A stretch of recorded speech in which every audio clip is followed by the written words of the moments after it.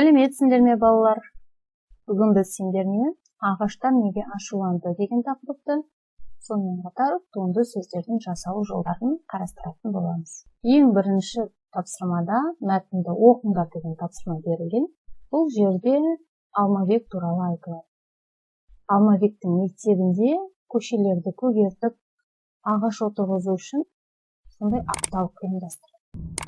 Ол апталықтың жұмысына барлық оқушылар қызығады, тек қана Алмабекке ғана ол нәрсе қызық болмайды. Барлығы бірақ соған жұмыла кірісіп жатқандықтан Алмабек те өзінің достарымен бірге, сыныптастарымен бірге ауылдың жанындағы тоғайға барып, бірнеше тал, терек, қайың алып келіп, солардың жас шыбықтарын алып келіп, өзінің үйінің жанындағы терезенің тұсына тізіп отырғызып қояды. Сөйтіп жаз шығады. Сол көктемде отырғызған ағаштардың жапырақтары желкілдеп, бойлап, өсе бастайды. Бірақ солардың арасында тек Алмабектің отырғызған ағаштары ғана ары қарай өсіп кете алмай, солар қиналып тұрады. Өйткені олар ешбір күтім көрмейді. Оларға Алмабек су құймайды, қарамайды. Бір күні Алмабек өзінің жолдастарымен бірге өзенге шомылуға барады. Олар шешініп те үлгермейді.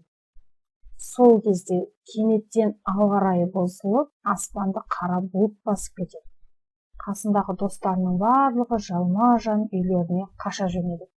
Тек Алмабек қана сол жерде бөгеліп қалады. Сол кезде сондай ғажап оқиға болады. Орманның іші азан-қазан болып жаңғырып, бәлем Алмабек, қолымызға түстің бе деп ашулы дауыстар естіле бастайды.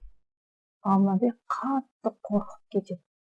Бірнеше кішкене жас шыбық оны келіп ұрып кеткендей болады. Сендерге мен не жаздым деп Алмабек жылап жібереді. Сол кезде көп жасаған орманның ортасында бір. Сол орманның апасындай болып кеткен кәрі емен бар еді. Соның гүжілдеген жуан даусы естіледі. Сенің жазығың сол, біздің бірнеше жас шыбығымызды, үйіңнің қасына отырғызбақ боп қазып алып кеттің. Бірақ енді неге оларға күтім жасамайсың? Дейді. Сонда Алмабек өзінің қатесін түсініп, кешіріңіздерші, мен енді өзімнің кінәмді мойындаймын, мен барып ол шыбықтарға күтім жасаймын деп уәде берген соң, оны ағаштар қоя береді. Ол өзінің үйіне келіп, сол күннен бастап шыбықты отырғызған жерді қопсытып, су құйып, сол ағаштарға күтім жасай бастайды. Сол күннен бастап Алмабектің шыбықтары да жайқалып, өсіп, тамырланып кетіпті.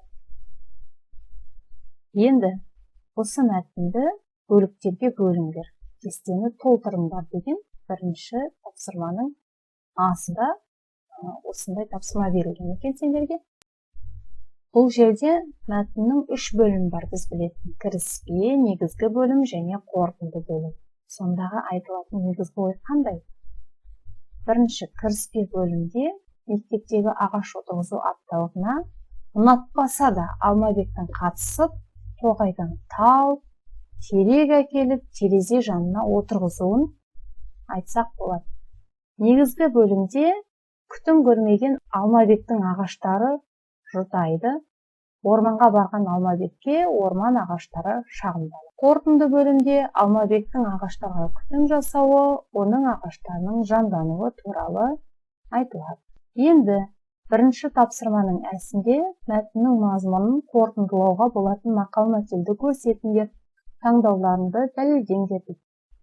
Бұл жерде менің ойымша еңбек мұратқа жеткізеді, жалқаулық абыройды кетіреді деген мақал көбірек сәйкес келеді. Неге десеңіздер, Алмабекті сол орман ағаштарының алдында абыройсыздыққа қалдырған не нәрсе еді? Бұл оның жалқаулығы еді. Ол сол істі ұнатпады, сондықтан жауапкершілігіне алмады, әкелген жас шыбықтарға қарамады. Соның арқасында орман ағаштары оны ұнатпай, жаратпай, оны орманға келген кезде бас салды. Ал содан кейін ол кірісе бастап еді, еңбектене бастап еді, ол өзінің мұратына жетті, яғни ағаштардың барлығы жайқалып өсе бастады. Екінші нұсқада сәйкес келуі мүмкін. Сендер қалай ойлайсыңдар? Бірақ оны өздерің ары қарай дәлелдеп көріңдер. Бірінші тапсырманың басында қарамен берілген сөздің мағынасын көрсетіңдер. Жұрт бір кісідей жұмылып кіріскен істен Алмабек шет қала алмады. Шет қала алмады деген Алмабек сол іске қосылды деген мағынаны білдіреді. Екінші, адамдар жазды күні ми қайнатқан ыстықта ағаштың саясын паналайды. Ми қайнатқан ыстық деген қатты ыстық дегенді білдіреді. Орман болса ауылдың табіргесіне тиіп тұр. Тиіп тұр деген ауылға өте жақын деген мағынаны білдіреді. Осы уақытта адам айтса нанғысыз ғажап оқиға болды. Айтса нанғысыз деген сенбейтін деген мағынада. Адам сенбейтін ғажап оқиға болды дегенді білдіреді. Келесі, ешбір күтім көрмеген ағаштар тамырланып кете алмай, шөгіп, шала жансар жұтап тұрды. Жұтап тұрды деген қурап, сусап тұрды деген мағынаны білдіреді екен. Енді балалар, біз өткен сабақта сөз жасам тарауын бастаған болатынбыз. Сөздің құрамы туралы айттық. Сөз түбір сөзден және оның қосымшасы, яғни жұрнақ немесе жалғау болуы мүмкін деп айттық, сөздің құрамында. Бүгін бізде туынды сөздердің жасалу жолдары. Енді сөздер екі түрлі болуы мүмкін. Түбір сөздер немесе туынды сөздер. Түбір сөздерді біз өткенде айттық. Түбір сөздердің ешқандай соңында жұрнағы болмайды, жұрнақ жалғанбаған бастапқы қалпында тұрады.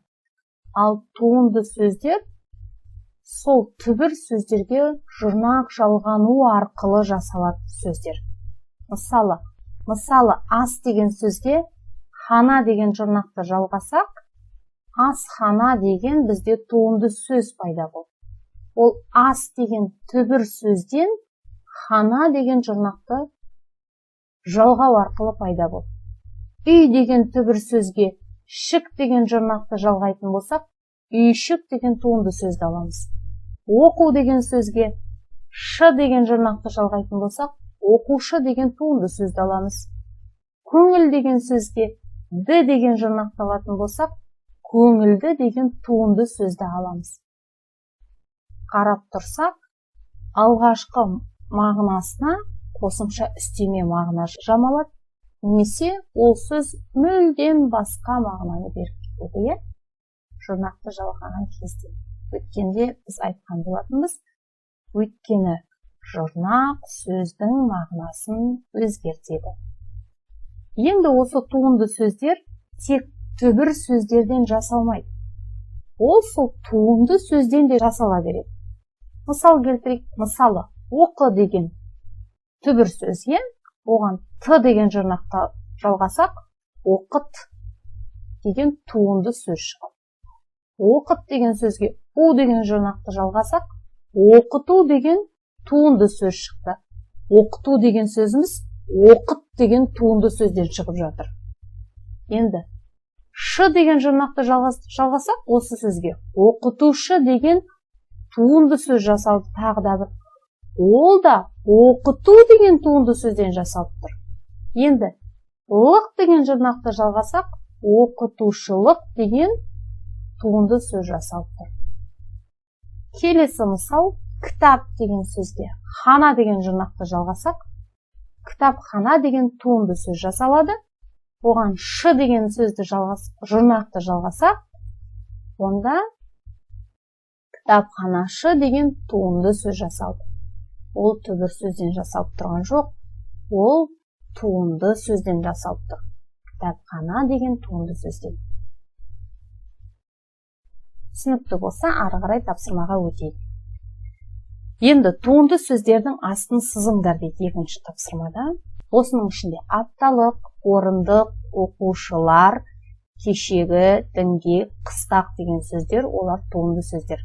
Неге? Өйткені апта деген түбір, оған лық деген жұрнақты жалғаған кезде, бізде апталық деген туынды сөз шықты. Орындық, орын түбір, ыстық деген жұрнақты жалғаған кезде туынды сөз шықты.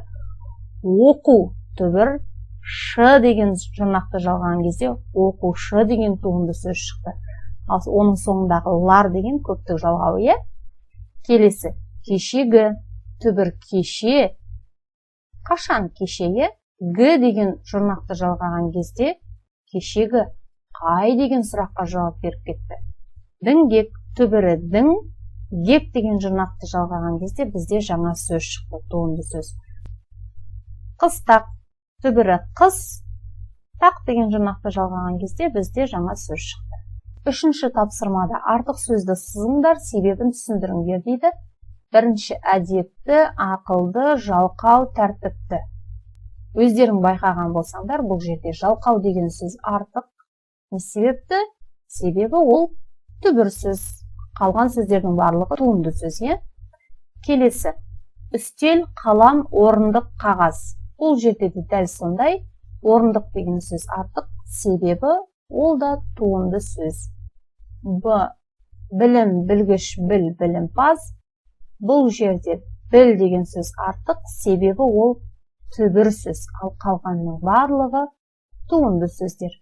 Келесі діңгек, бұта, емен, қайың. Бұл жерде діңгек деген сөз артық, себебі қалған сөздердің барлығы түбір сөздер, ал діңгек деген сөз туынды сөз. Төртінші тапсырмада сызбада көрсетілген сөздерді тіркестіріп, пайда болған тіркестердің мағынасын түсіндіріңдер дейді. Қоңыр, шалбар. Бұл жерде қоңыр деген сөз, ол түсті білдіріп тұр, шалбардың түсін. Қоңыр түсті, шалбар дегенді білдіріп тұр. Қоңыр сиыр. Бұл жерде де сиырдың сыртқы келбетіндегі, түріндегі оның түстің ерекшелігін айтып тұр, түсті білдіріп тұр. Қоңыр дауыс. Бұл жерде жуан дауыс деген мағынаны білдіріп тұр, қоңыр деген сөз. Қоңыр жел.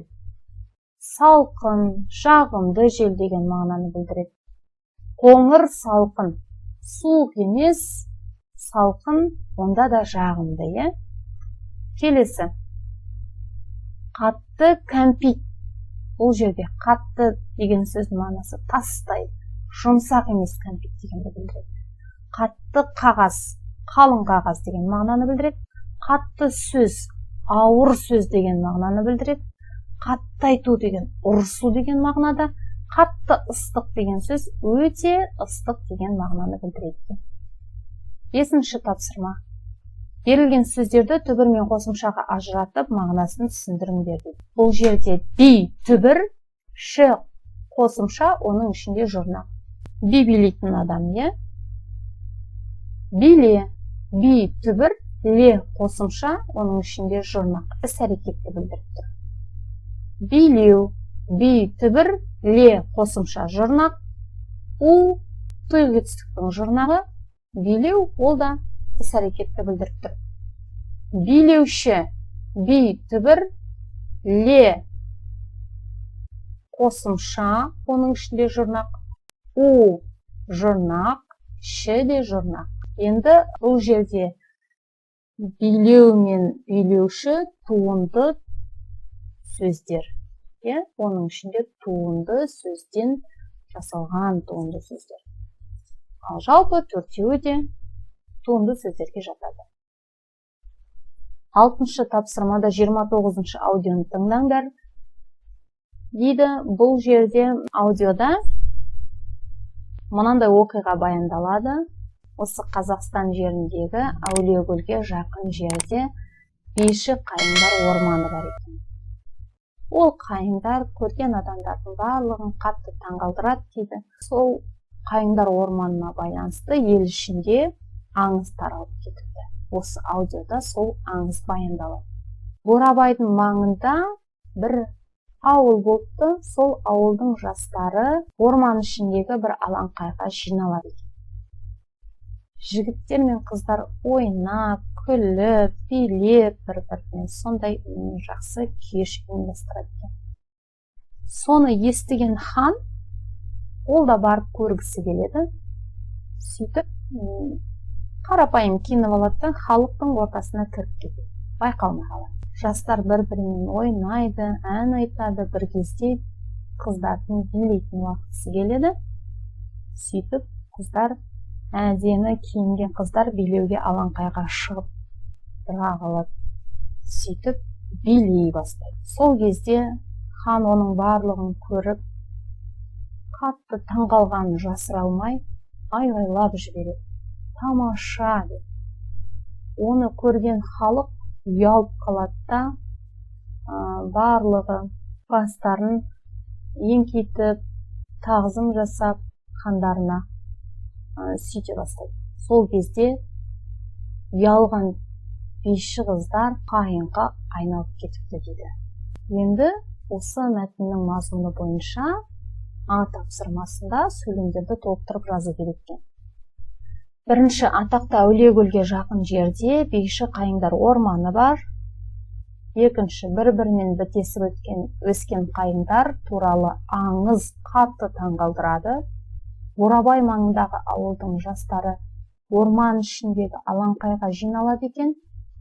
Жігіттер мен қыздар ойын ойнап, ән шырқап, би ұйымдастырады. Хан жастардың талантын естіп, өз көзімен көргісі келеді. Хан қарапайым жігіттің кейпінде ойынға келіп, қалың жұрттың арасына кіріп кетеді. Алаңқайдың ортасына қайыңдай болып қыздар шығады да билей бастайды. Бейші қыздар ұялғаннан қайда тығыларын білмей, қайыңға айналып кетіпті-міс. 6-шы тапсырманың әсінде туынды сөздерді түбір мен қосымшаға ажыратып жазыңдар. Атақты түбірі атақ, т жұрнақ. Жұрнақ осылай үш бұрыш белгісінде белгілеп жазамыз. Ал түбірді жарты ай бейнесінде. Келуші түбірі кел, у тұйық етістіктің жұрнағы, ші ол да жұрнақ, қосымша. Алаңқай түбірі алаң, қай жұрнақ. Көрініс түбірі көр, ін жұрнақ, іс жұрнақ. Қайыңдай түбірі қайың, дай жұрнақ. Сиқыршы, сиқыр түбірі шы жұрнақ. Бақытты түбірі бақыт, т жұрнақ. Киімшең, мына жерде қате кетіп қалыпты. Ки түбір ін жұрнақ, шең жұрнақ. Даналық түбірі дана, лық жұрнақ. Шешендік түбірі шешен, дік жұрнақ. Елші түбірі ел, ші жұрнақ. Көйлек-шең түбірі көйлек, шең жұрнақ. 7-ші тапсырмада мақал-мәтелдерде кездесетін туынды сөздерді теріп жазыңдар дейді. Бұл жерде орманшы, аттанбас, ағашты, бауырмал деген туынды сөздер бар. Орман түбір шы жұрнақ, аттанбас түбірі ат, тан жұрнақ, ба омсызды етістіктің жұрнағы, с жұрнақ. Ағашты түбірі ағаш, т. Енді бұл жерде ағашты деген сөзді т деген кімді нені табыс септіктің жалғауы бар, онымен шатастырмаймыз, өйткені ағашты жердің ырысы мол деп тұр. Қандай жердің деген сұрақ қойылады, сондықтан т деген бұл жерде сын есім тудырушы жұрнақ болады. Бауырмал түбірі бауыр, мал жұрнақ. Ары қарай 8-ші тапсырмада оқыңдар, мәтіннен туынды сөздерді теріп жазыңдар дейді. Бұл жерде пайдалы, көлемдегі, қағыз, баяулайды, жеңілдейді деген туынды сөздер бар. 9-шы тапсырмада берілген сөздерден туынды сөз жасап жазыңдар дейді. Оқы, оқыт, оқыту, оқытушы. Айт, айтыс, айтыскер. Көр, көрермен. Бала, балалы, балалық. Бас, басшы, басшылық. Басты, бастық. Баспа, баспахана. Жаз, жазу, жазушы, жазушылық. Жазба. Көз, көзде. Жас, жастық. Жасаурау деген туынды сөздер жазуға болады. Оны өздеріңше ары қарай толықтырып алсаңдар тағы да болады. Сау болыңдар балалар. Тіркелуді лайк басуды ұмытпаңдар.